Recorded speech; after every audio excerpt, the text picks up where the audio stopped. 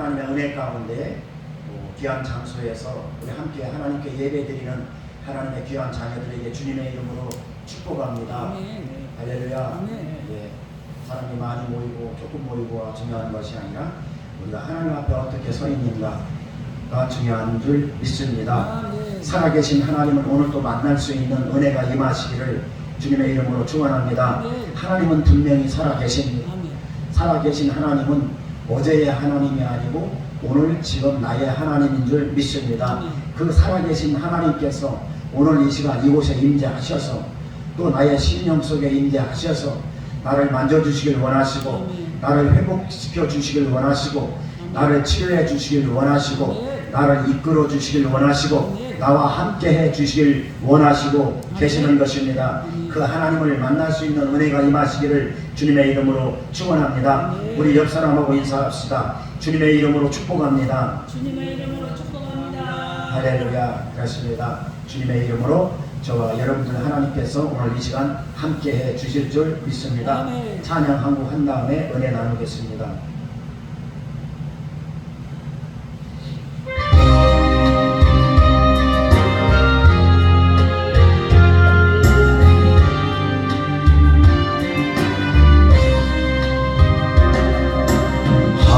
하나님이 세상을 그 얼마나 사랑하사 독생자를 주셨다니 대선물로 주셨다니 하늘보다 오르시고 아버지의 뜻을 따라 자기 백성 구하시려 모든 고난 당하셨네. 이른 나를 찾으시는 주님의 뜻을 따라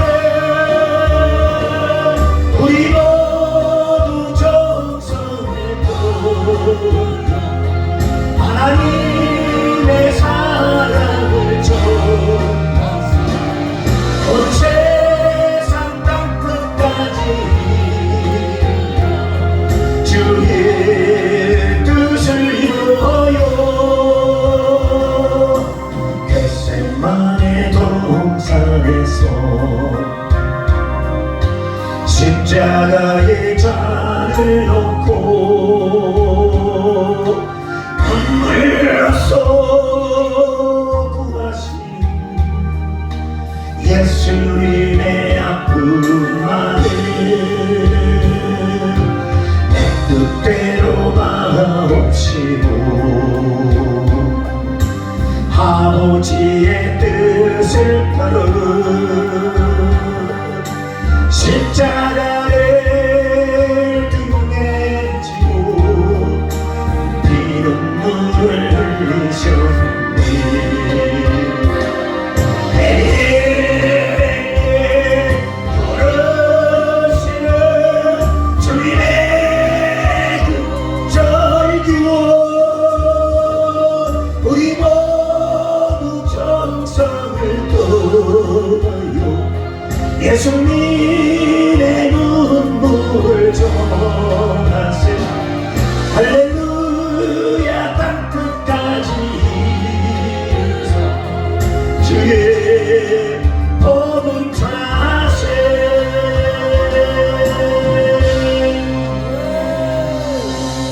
아멘. 오늘 이 찬양 이 곡이 이 제목이 오늘 설교 제목이에요. 예수님의 눈물. 한번 따라해 보실까요? 예수님의 눈물. 그것이 오늘 설교 제목입니다. 여러분 윤형 방향이라는 말 들어보셨습니까? 윤형 방향. 이 윤형 방향이라는 이 말의 뜻이 뭔가 하면은 사람이 눈을 가리고요. 사람이 눈을 가리고 그리고 똑바로 걸으면 나 자신은 똑바로 걷는데 이게 한쪽으로 조금씩 치우친답니다. 그래서 눈을 가리고 나는 똑바로 걷는데 계속 걸으면 이게 한쪽으로 치우친대요. 이게 그래서 계속 걸으면 한쪽으로 치우쳐가지고 치우쳐서 이게 한 바퀴 돈답니다. 이걸 균형 방향이라고 그래요. 나는 눈을 가리고 나는 똑바로 걷는데 이게 나는 똑바로 걷지만 이게 한쪽으로 치우친대요.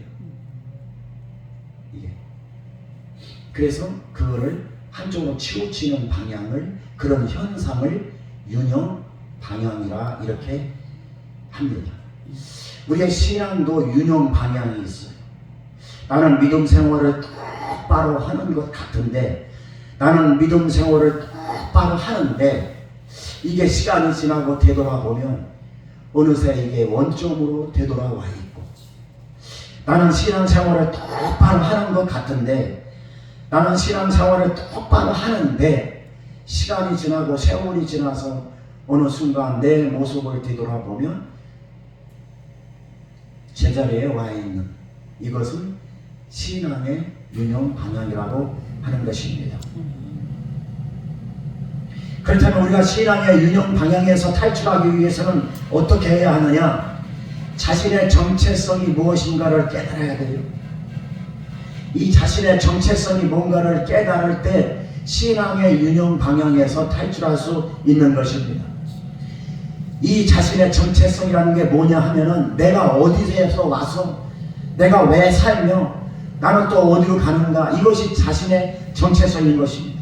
우리 예수 믿는 사람들의 그리스도인들의 삶의 목적이 이 정체성인데 내가 어디로 와서 내가 어디서 와서 내가 왜 살며 내가 어디로 가는지 이것을 알고 깨달을 때 균형 방향에서 우리는 탈출할 수가 있는 것입니다. 균형 방향에서 탈출할 수 있는 것은요, 우리가 이 정체성을 알고 깨달을 때, 그럴 때 우리의 인생에 확실한 목표가 세워지는 것이고 표대가 세워지는 것이에요. 그래서 그 표대를 향하여서, 그 인생의 표대를 향하여서 그 표대를 바라보며 나아갈 때에 우리는 신앙의 균형 방향에서 탈출할 수가 있다는 것입니다. 그 표대를 향하여서 나갈 때만이 우리가 한쪽으로 치우치지 않는다는 것입니다. 그래서 사도 바울이 이 신앙의 균형 방향에서 탈출하는 그 말씀을 하신 말씀이 있는데, 빌립보서 3장 14절에 사도 바울은 신앙의 균형 방향에서 탈출할 수 있는 방법을 빌립보서 3장 14절에 말씀하고 있어요. 표대를 향하여 그리스도 예수 안에서 하나님이 위에서 부르신 그 부름의 상을 위하여 달려간다. 이것이 사도 바울이 균형 방향에서 탈출할 수 있는, 신앙의 균형 방향에서 탈출할 수 있는 그 고백을 한 것입니다. 예수 그리스도를 표대로 삼고요, 천국 소망을 표대로 삼고요, 위에서 부르신 부름의 상, 그러니까 즉 구원의 은총을 베풀어 주신 그 부르심의 상을 표대로 삼고 우리가 인생을 살아갈 때 우리의 인생이, 우리의 믿음이, 우리의 신앙이 좌우나 우로나 치우치지 않고 흔들리지 않는다는 것입니다. 그럴 때만이 우리의 신앙의 균형 방향에서 탈출할 수 있다는 것입니다. 좌우나 우로나 치우치지 않고 똑바로 우리가 전진하며 승리하며 나갈 수 있기를 주님의 이름으로 축원합니다. 그래서 올해 한 해에도 힘차게 한쪽으로 치우치지 마시고 이쪽으로도 치우치지 마시고 우리의 균형 방향에서, 신앙의 균형 방향에서 탈출해서 정말로 하나님께서 기뻐하시는, 그래서 형통한 복을 받아 누리는 그런 한 해가 될 수 있기를 주님의 이름으로 부탁드립니다. 오늘 함께 읽은 본문 말씀을 통해서 예수님의 눈물이라는 제목으로 우리 함께 은혜를 나누기를 원합니다. 예수님의 눈물, 오늘 본문 말씀을 통해서 은혜를 나누기를 원합니다. 오늘 본문의 내용은 대략 이렇습니다. 6월절에 이제 예수님께서 에루살렘으로 입성을 하시기 위해 감람산이라는 그 감람산 모퉁이를 돌아서 베단이라는 그 동네에 정착을 하게 됩니다. 그 베단이라는 동네에 와서 이제 제자 둘을 불러요. 야, 니네들 저기 앞동네, 여기는 가웰이 아닙니까? 저기 앞동네, 그러니까 장살리에 가서 저 앞동네 장살리에 가면 아무도 타보지 않은 나귀 새끼가 묶여져 있는데 너희들 두 명이 가서 그 장살리에 가서 나귀 새끼, 아무도 타보지 않은 나귀 새끼를 끌고 와라. 끌고 오는데 그 나귀 새끼 주인이 왜 끌고 가느냐, 왜 도둑질해 가느냐 라고 그 주인이 그렇게 이야기하면 주가 쓰시겠다 하라 그렇게 얘기하면 그러면 그 주인이 나귀 새끼를 줄 거다. 이렇게 예수님께서 제자들에게 말씀을 하셔요. 그래서 제자들은 앞동네에 가서 아무도 타보지 않은 나귀 새끼를 끌고 옵니다. 끌고 와서 예루살렘으로 입성하는 예수님에게 나귀 새끼의 자기 옷을 벗어서 나귀 새끼에 덮어주시고, 그리고 자기 옷들을 벗어가지고 양탄자 깔듯이 옷을 길바닥에 쫙 깔면서 호산나 호산나 그러면서 예수님을 아주 환영하고 환대하고 모셔드리고 경배하고 찬양하는 모습이 오늘 본문의 내용인 것입니다. 그리고 말해요. 예수님께서 예루살렘으로 들어오시는 예수님을요, 앞에서 뒤에서 옆에서 에워싸고요, 그리고 주님을 찬양해요. 옷만 벗어서 양탄자 깔듯이 깐 게 아니고, 여러분 종려나무를 꺾어가지고 말해요. 종려나무를 꺾어서 종려나무를 흔들면서 호산나 찬양하면서 예수님을 에워싸고 예루살렘으로 들어오시는 예수님을 환영을 하고 그렇게 난리가 났습니다. 찬송하리로다 주의 이름으로 오시는 왕이여, 하늘에는 평화여, 높은 곳에서는 하나님의 영광이로다 하면서 예수님을 찬양하고 있는 모습이 오늘 본문의 내용인 것입니다. 얼마나 시끄럽게 예수님을 찬양하고 얼마나 시끄럽게 예수님을 한테 막 환호하고 소리를 질렀던지 그 무리 중에 있던 바리새인들이 이제 예수님께 이렇게 얘기해요. 선생이여, 더 당신네 그 제자들 좀 당신네 그 제자들에게 좀 뭐라고 좀 하십시오. 좀 야단 좀 치십시오. 이거 해도 너무한 거 아닙니까? 이거 너무 시끄러워서 살 수가 있습니까?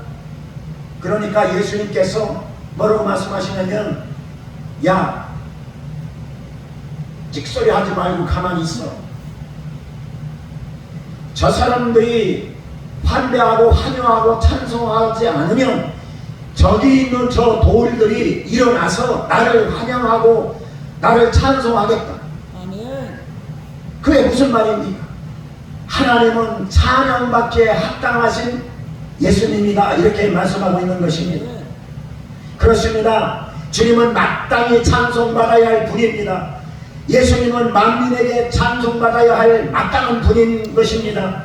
그래서 저 사람들이 나를 찬송하지 않고 나를 찬양하지 않으면, 저 사람들이 가만히 있으면 저 돌들이 일어나서 나를 찬양할 거다. 그러니 너희들은 찍소리 말고 가만히 있어 라고 바리새인들에게 꾸짖는 것을 볼 수가 있습니다. 그것이 오늘 대략적인 오늘 본문 19장의 내용인 것입니다. 그런데 오늘 본문에 보니까 아주 이상한 장면이 나와요.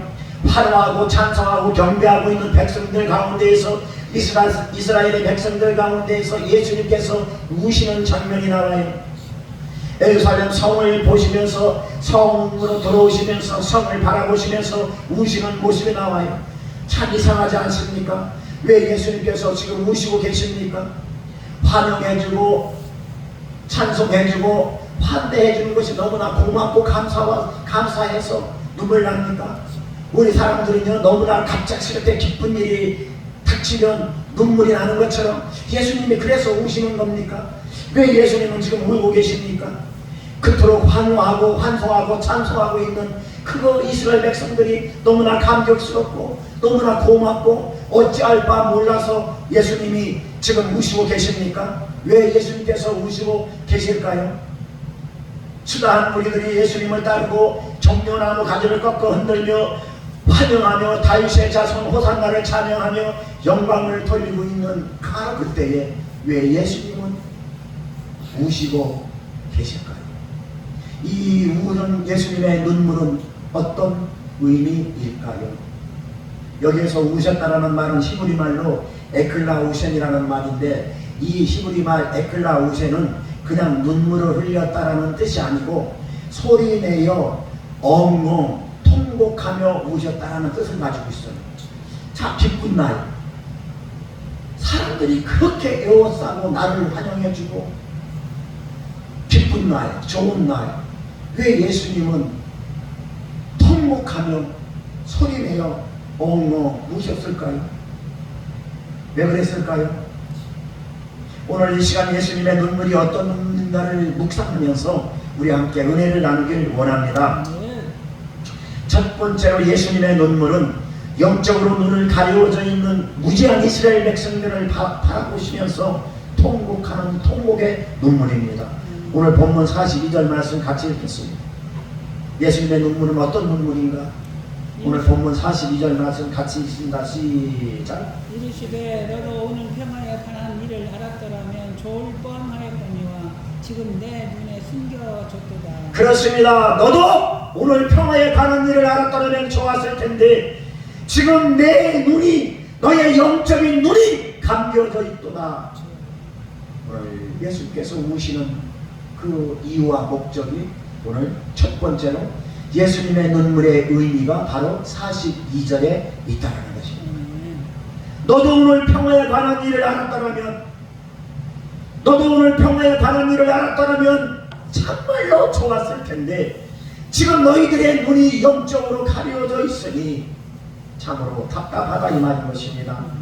예수님께서 예루살렘에 들어오시는 목적은 죄악으로 인해서 멸망당하는 죄인들을 구원하기 위해서 십자가에서 죽으시고 하나님과의 막힌 담을 헐으시고 하나님과 죄인과의 평화를 주기 위해서 지금 예수님께서는 예루살렘으로 들어오시는 이유가 거기에 있는 것입니다.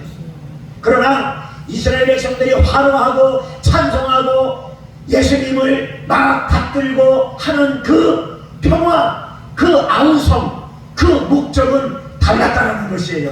그걸 지금 지적하고 있는 것입니다. 예수님께서 42절에서 이 사람들이 예수님을 환호하고 찬송하는 이유와 목적은 저 예수님이, 지금 들어오시는 저 예수님이 우리들을 이 로마의 압제에서 해방시켜 줄 것을, 그를 유대인의 왕이고 또 로마의 압제에서 해방시켜 줄 것이고 또 그 다음에 우리를 이 땅에서 잘 먹고 잘 살게 해줄 것이고 나의 욕심과 나의 욕망을 채워줄 분이고 내가 요구하는 것, 내가 이 땅에 살아가면서 내 필요를 채워줄 왕으로 착각을 하고 예수님을 그렇게 환대하고 환호하고 모셔드렸던 것입니다.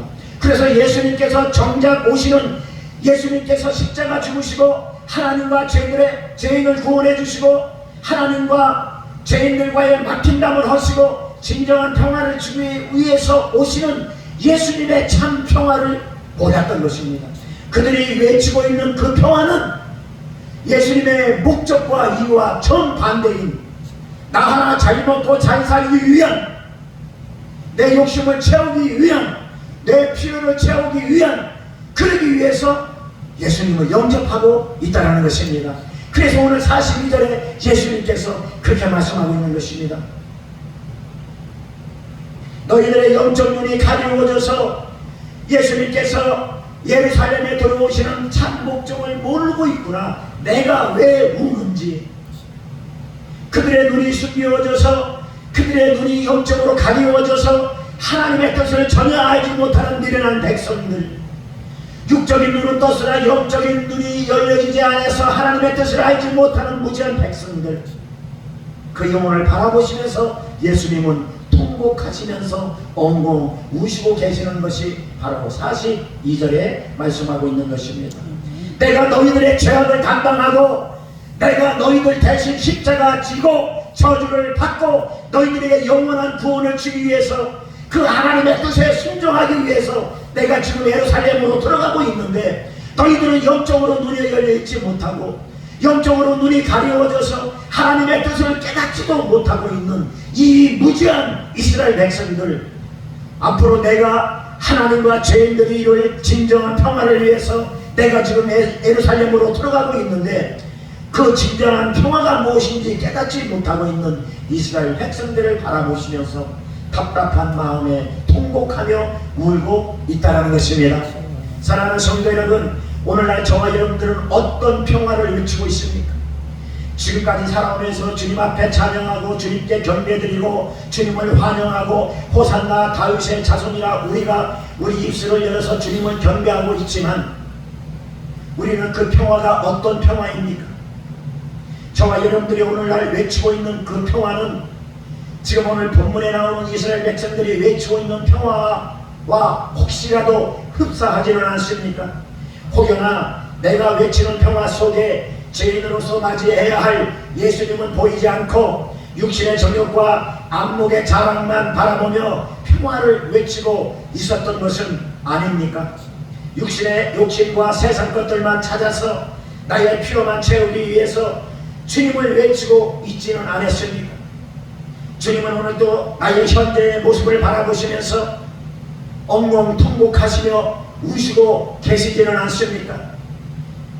하나님께서는 지금 우리의 신앙생활의 모습을 바라보시면서 예수님은 지금 눈물을 흘리고 있지는 않습니까?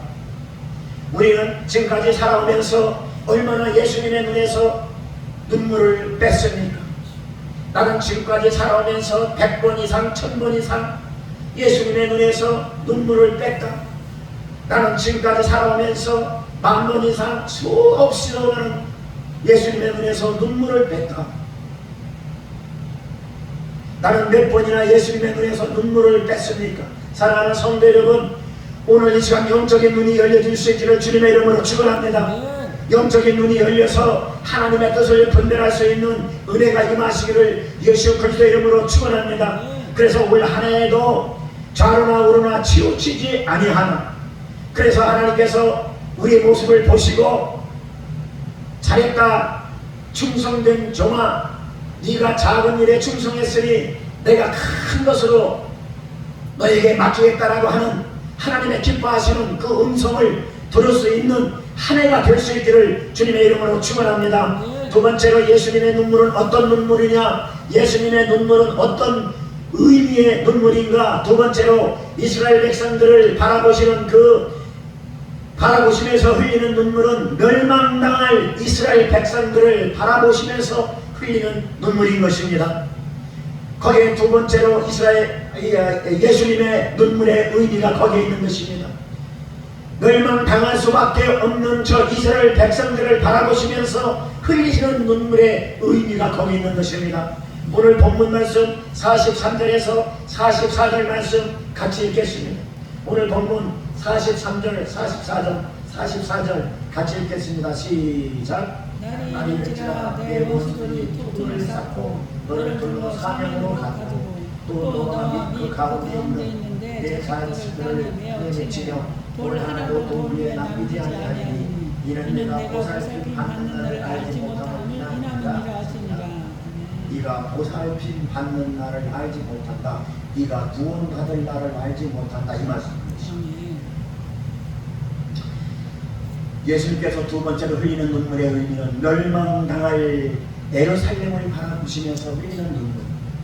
오늘 이 말씀 속에 예수님의 눈물이 담겨져 있습니다. 멸망당할 이스라엘 백성들, 야 이스라엘 백성들, 너희들아 이대로 가면 너희들 멸망한다. 이대로 가면 너희들 망한다.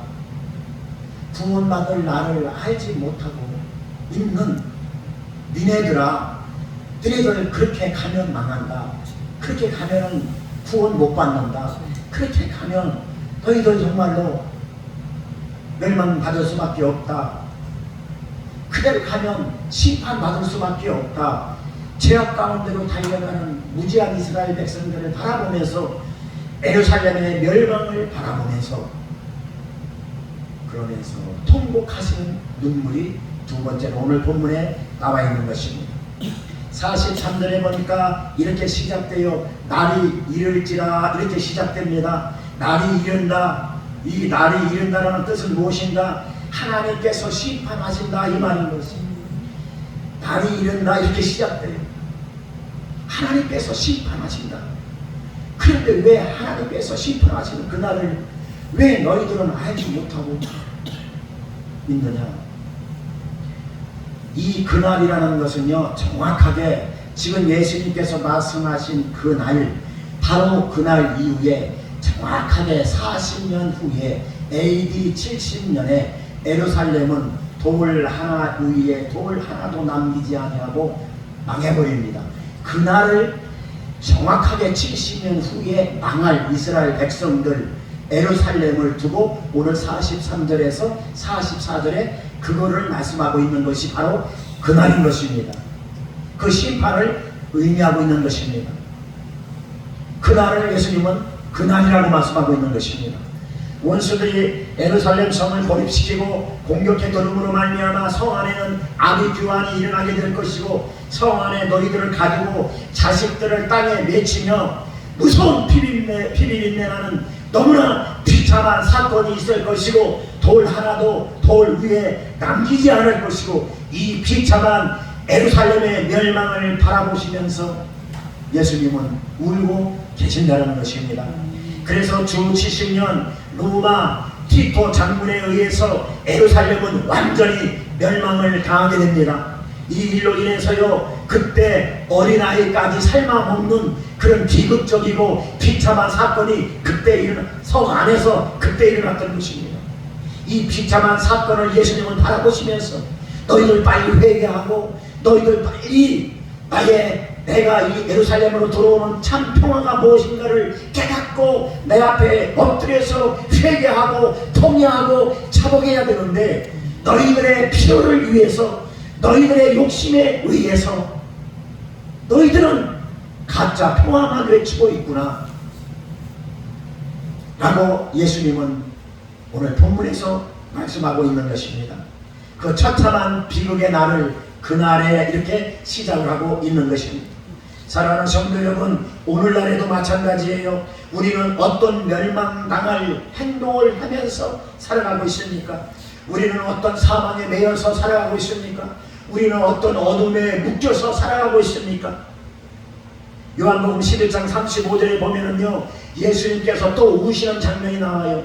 이 성경은요, 신약에 보면은 구약은 예수님이 신약에 예수님이 오셨으니까 이 신약에 예수님께서 우신 장면이 이 성경에는 3번 나와요. 히브리서 5장에 나오고 또 요한복음 11장에 나오고 오늘 본문 누가복음 19장에 나와요. 이렇게 딱 3번 예수님께서 우시는 장면이 나와요.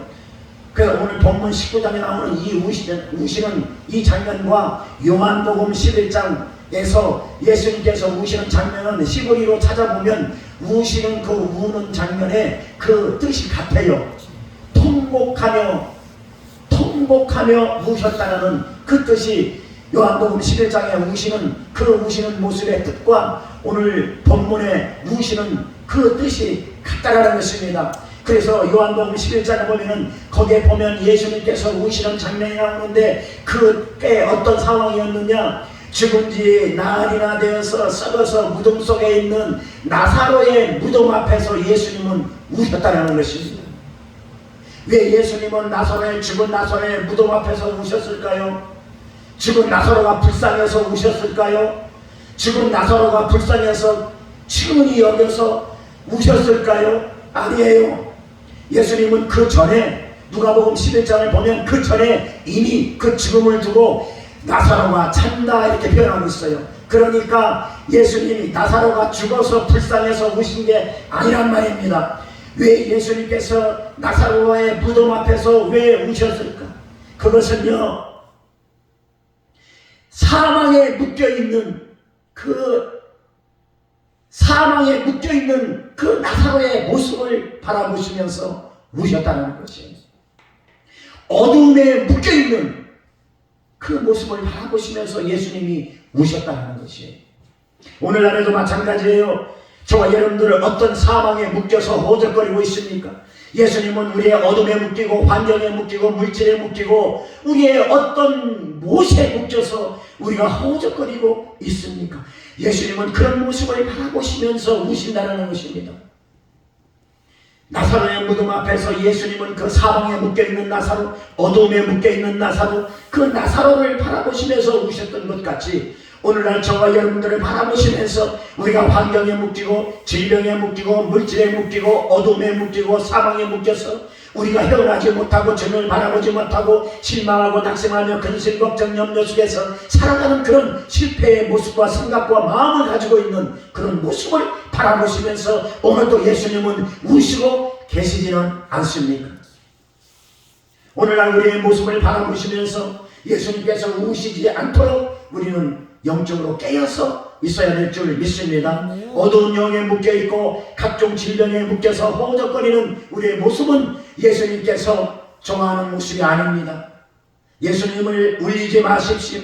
우리들의 이기적인 욕심 때문에 시기하고 질투하고 원망하고 미워하고 우리들의 그 모습을 바라보시면서 예수님은 통곡하며 엉엉 우신다는 것은 그것은 우리가 해야 할 도리가 아니라는 것입니다.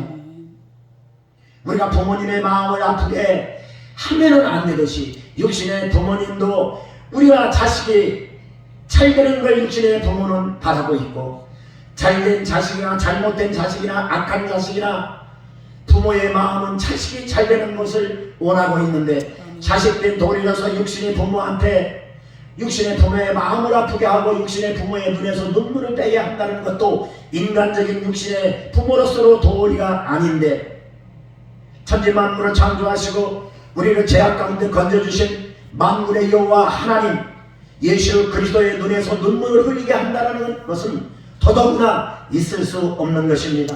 사랑하는 성도 여러분, 그러므로 예수님의 눈에서 눈물을 빼지 마십시오. 예수님을 울리지 마십시오. 예수님의 마음을 아프게 하지 마십시오. 주님의 손과 주님의 눈길이 우리에게서 멀리 떨어지게 하지 마십시오. 주님의 관심이 우리에게서 멀리 떨어지게 하지 마십시오. 그러면 그때부터 인생은 괴로워지는 것입니다. 그때부터 인생은 고달파지는 것입니다. 그때부터 인생은 곤고해지는 것입니다. 그때부터 인생은 힘들어지는 것입니다. 주님의 마음을 아프게 하지 마십시오. 사랑하는 성도 여러분, 주님의 마음을 시원하게 하는 저와 여러분들이 다 될 수 있기를 예수 그리스도의 이름으로 축원합니다. 주님의 마음을 기쁘게 하는 저와 여러분들이 될 수 있기를 주님의 마음으로 주님의 이름으로 축원합니다. 잠언서 25장 13절 말씀 보니까 충성된 자는 그를 보낸 이에게 마치 추수하는 날에 얼음 냉수 같은 사람이다. 능히 그 주인의 마음을 시원하게 하느니라. 그러므로 우리의 삶의 목표도 주님의 마음을 시원하게 해드려야 되는 것입니다. 이런 사람이 얼음 냉수 같은 사람인 것입니다. 사망에 묶여있는 사람은 얼음 냉수 같은 사람이 아니에요. 어둠에 묶여있는 사람은 얼음 냉수 같은 사람이 아니에요. 주님의 마음을 시원하게 해드리는 사람, 충성된 자, 이 충성된 자가 얼음 냉수 같은 사람인 것입니다. 추수하는 날에 얼음 냉수 같은 사람, 추수하는 날에 주님 오시는 그날에 잘했다 칭찬받는 사람이 얼음 냉수 같은 사람인 것입니다. 어둠에 묶여있고 세상에 묶여있고 각종 여러가지 환경에 묶여있는 그렇게 묶여있는 사람은 얼음 냉수 같은 사람이 아니라는 것입니다. 욕심, 욕망, 이기심에 묶여있는 사람들은요 얼음 냉수 같은 사람이 아니에요. 그러므로 오늘 이 시간에도 얼음 냉수 같은 사람이 되십시오. 주님의 마음을 시원하게 하는 사람이 되십시오. 그러기 위해서는 우리는 악한 영들과 싸워야 되는 것입니다. 대적해야 되는 것입니다. 선포하며 나가야 되는 것입니다. 예수의 이름으로 선포하고 나가십시오. 그래야 하나님 마음을 기쁘시게 하고 예수님의 눈에서 눈물을 빼지 않고 얼음 추수하는 날에 얼음 냉수 같은 그런 사람이 되는 것입니다. 우리를 사망에 떨어뜨리는 악한 영들은 오늘 이 시간 예수의 이름으로 떠나갈 초다. 우리를 멸망시키려고 하는 어둠의 영들은, 우리의 믿음을 떨어뜨리려고 하는 어둠의 영들은 오늘 이 시간 우리의 심령 속에서, 우리의 마음 속에서, 우리 사역 속에서 예수의 이름으로 선포하고 명령하니 떠나갈지어다 라고 우리가 선포하며 나가야 될 줄 믿습니다. 그래서 오늘 이 시간 참평화의 은혜가 무엇인가를 깨닫고 그 참평화의 은혜 안에서 그 은혜를 누리는 저와 여러분들이 될 수 있기를 주님의 이름으로 축원합니다. 세 번째로 예수님의 눈물은 어떤 눈물인가? 혼합된 신앙을 가진 이스라엘 백성들을 바라보시면서 흘리는 눈물입니다. 혼합된 신앙을 가진 이스라엘 백성들, 오늘 본문 45절 46절 같이 읽겠습니다. 오늘 본문 45절 46절 같이 읽겠습니다. 시작. 성전에 들어가서 장사하는 자들을 내쫓으시며 그들에게 이르시되 기록된 바 내 집은 기도하는 집이라 하였거늘 너희는 강도의 소굴을 만들었다 하시니라. 예수님은 이제 성전에 들어가셨습니다. 그리고 성전 안에서 장사하는 장사꾼들을 모두 쫓아내셨습니다. 그 당시 이스라엘 백성들은요, 성전에서 그들의 입술은요 거룩한 하나님을 찬양했고 거룩한 하나님을 경배했고, 그 제사, 희생 제사가 성전 안에서 끊어지지 않았습니다. 그 당시 그 성전 안에서 예배가 끊어지지 않았다는 것입니다. 희생 제사가 끊어지지 않았다는 것입니다.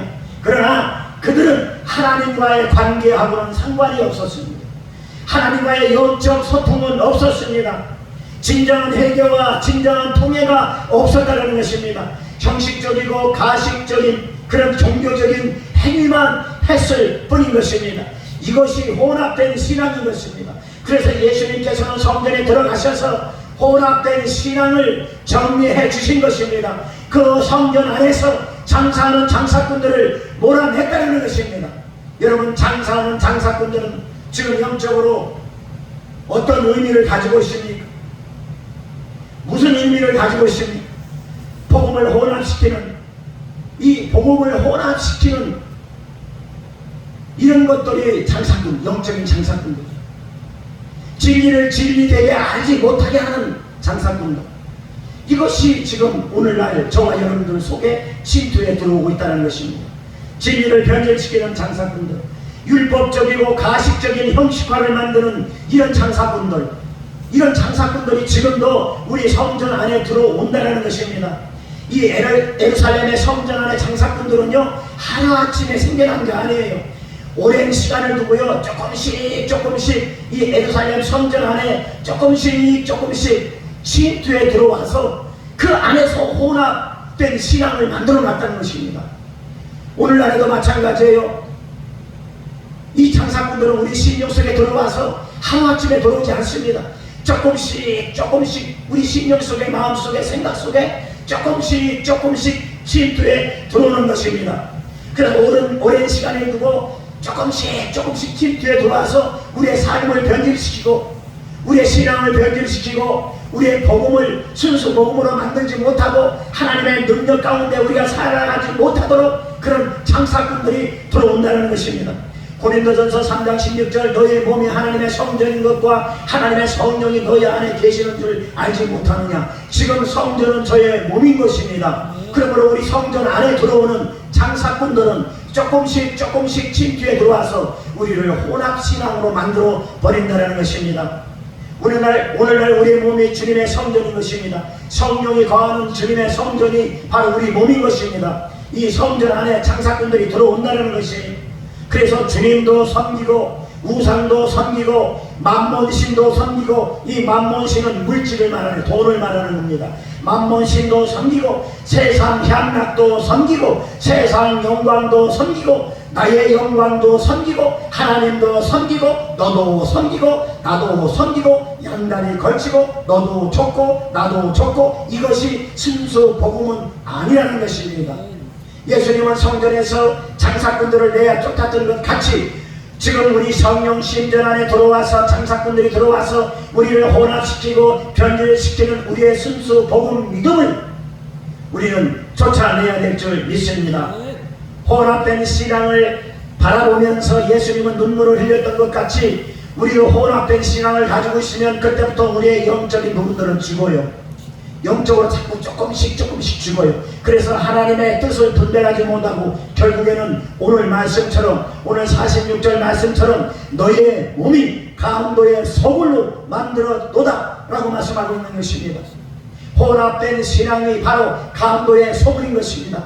형식적이고 가식적인 그런 신앙 안에 우리는 혼합된 믿음과 신앙을 가지고 하나님께 예배하고 하나님을 경배하고 그러고 있지는 않습니까? 도둑이 오는 것은 도둑질하고 죽이고 멸망시키는 것뿐입니다. 강도가 오는 것은 강도질하고 죽이고 멸망시키는 것뿐입니다. 그러나 내가 온 것은 생명을 얻게 하고 더욱더 풍성한 생명을 주기 위함이라. 요한복음 10장 10절 말씀인 것입니다. 그러므로 우리 안에 들어오는 장사꾼들은 우리는 용납해서는 안 되는 것입니다. 우리는 배척해야 되는 것입니다. 예수의 이름으로 떠나갈지어다 우리는 선포하고 나가야 되는 것을 여러분 믿으시기 바랍니다. 오늘도 주님은 우리 가운데 임하셔서 혼합된 신앙, 변질된 신앙, 형식화된 신앙, 가식화된 신앙을 분리하기를 원합니다. 몰아내기를 원합니다. 쫓아내기를 원합니다. 할렐루야. 그 하나님을 만져주시, 그 하나님께서 오늘 또 우리의 혼합된 신앙에서 분리해서 우리를 회복시켜 주시고 우리를 치료시켜 주시고 우리를 순수한 진리 안에서 우리가 살아갈 수 있도록 하나님께서는 우리를 인도하고 계신다는 것을 믿으시기 바랍니다. 그러므로 나의 성전 안에서 장사하는 장사꾼들 오늘 이 시간 몰아내시기 바랍니다. 욕심, 욕망, 탐심, 탐욕, 고집, 시기, 질투의 장사꾼들을 오늘 우리의 심령 속에서 몰아낼 수 있기를 주님의 이름으로 축원합니다. 그러므로 영적으로 깨어있으십시오. 영적으로 깨어있는 사람이 되십시오. 예수님께서 우리의 삶의 모습을 보시고 기뻐하실 수 있도록 영적으로 깨어있는 그런 삶의 모습으로 우리는 살아가야 될 줄 믿습니다. 너는 내 사랑하는 아들이라, 너는 내 사랑하는 딸이라 라는 그런 음성을 듣는 저와 여러분들이 되어질 수 있기를 주님의 이름으로 축원합니다. 결론을 맺겠습니다. 사랑하는 성도 여러분, 그리고 사랑하는 동역자 여러분, 우리들의 인생은요 한 치 앞도 알 수 없이 살아가는 것이 우리 인생입니다. 우리는요 언제 어느 때 하나님 앞에 갈지 우리는 우리 인생을 알 수가 없어요. 오직 하나님만 알 수 있습니다. 그렇게 하루하루를 살아가는 것이 우리의 인생인 것입니다. 그러나 중요한 것은 주님은 다시 오신다는 것입니다. 다시 오시는 주님은 심판주로 오십니다. 그래서 늘 종말을 기억하면서 마라나타 신앙으로 영적 무장 속에서 우리는 신부단장해야 할 시대이고 신부단장으로 우리는 살아야 되는 것입니다. 내일 주님이 오신다면 주님을 맞이할 수 있는 영적 상태가 되어야 된다 이 말인 것입니다. 주님을 만날 때 우리는 우리 인생에 부끄러움 없이 주님을 만날 수 있는 그런 영적 상태가 되어야 된다는 것입니다. 우리 인생은 우리가 결정하는 것이 아니에요. 예루살렘의 이만 사건은 그 당시에 그 한 시대적으로 끝난 것이 아닙니다.